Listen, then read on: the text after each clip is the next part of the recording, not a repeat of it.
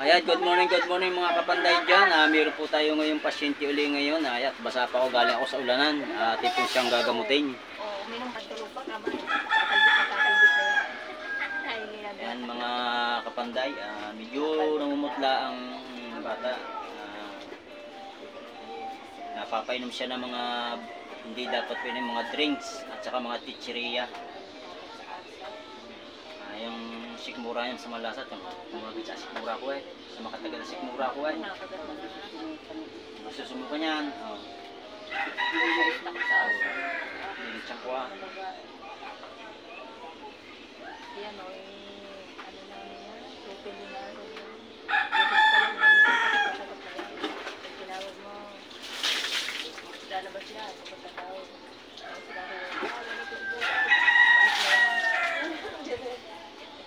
Tsaka natayan ko sa inyo, hindi yan dito natayan.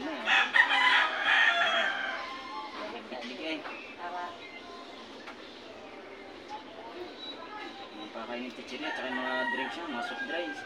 Nakain nga yun ang Matindihan ko niya sa katawan, lahat bata pa. Naging tabang niya sa pagkain. Sa kanin. Tama. Ligay.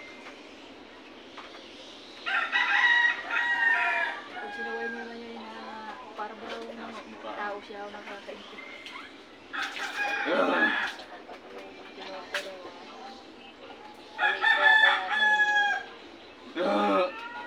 Binigay sa amin yan ni Tuta pa. Kaya nga punta na ng Cavite.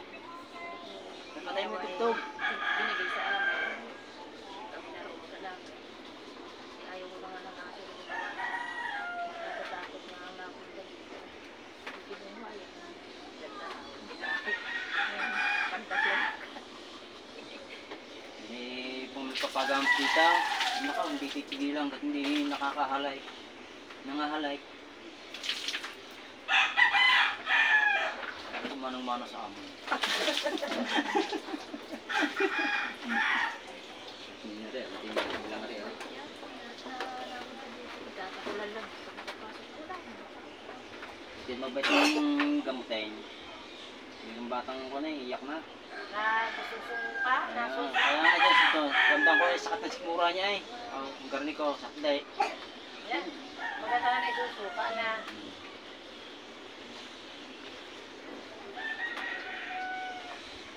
Yan po. Asin yan maasin yan siya. Suka na.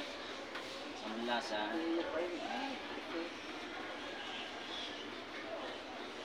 Kanina hindi pa nasuka. Hindi niya lang may labang. Asin yan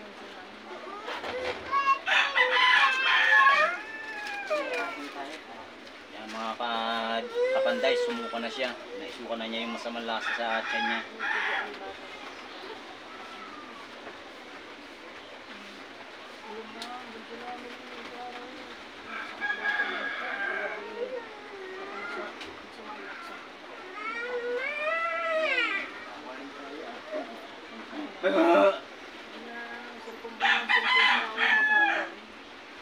Hindi naman malambot ang kain. Hindi lang sabi niya na yun, mura ko, kasi patay.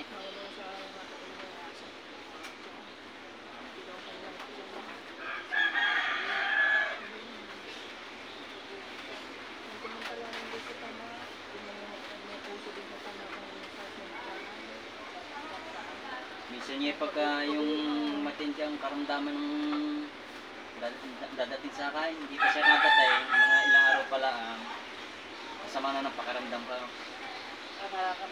Ramdam ko na.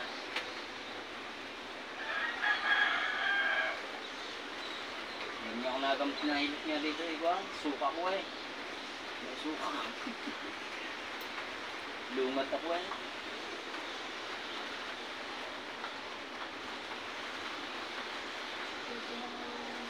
Gantong walang panday. Walang panday.